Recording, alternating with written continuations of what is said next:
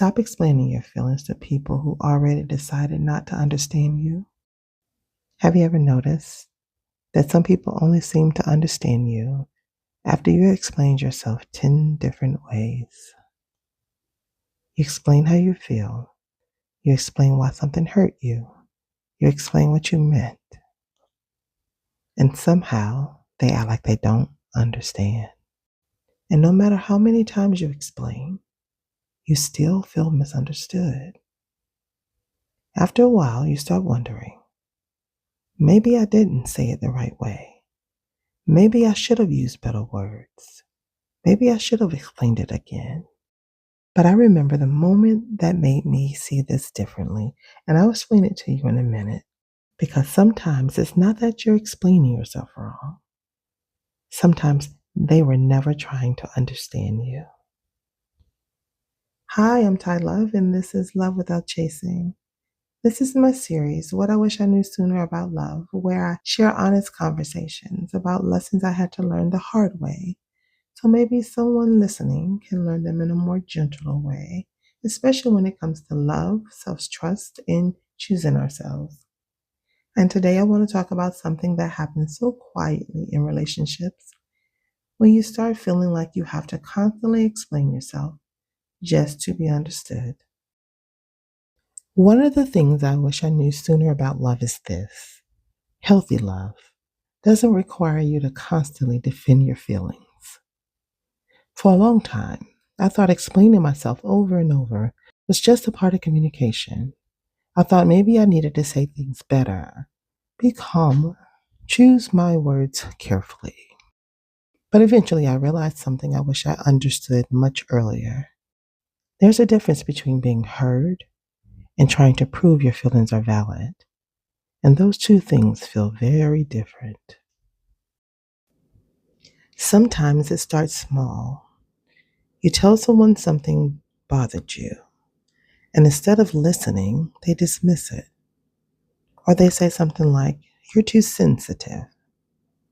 And when you hear that enough, you start questioning yourself. Maybe I'm overreacting. Maybe it's not that serious. Maybe I shouldn't have said anything. So the next time something hurts, you hesitate. You think about whether it's even worth bringing it up. And slowly, you start saying less, holding things in, trying to keep the peace. And without realizing it, you're already starting to lose your voice. And that moment I mentioned earlier, it wasn't a big conversation. It was something small. I remember wanting to explain how I felt again.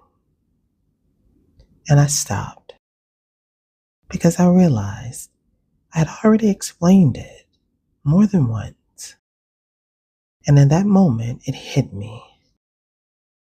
If someone cares about how you feel, you don't have to keep convincing them to understand you. And that's when I started to see this isn't healthy communication. That realization changed something in me because I stopped asking, how can I explain this better? And I started asking, why do I feel like I have to explain this so many times just to be understood? And that question changes everything.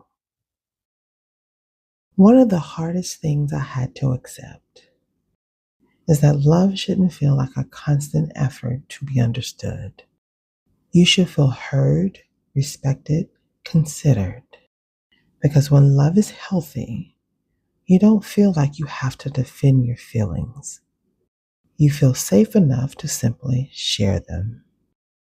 And everyone deserves that kind of love, including you. So let me ask you this. Have you ever felt like you had to explain your feelings over and over just to be understood? If this happened to you, you can simply say, I felt that in the comments. I'm Ty Love, and this is Love Without Chasing.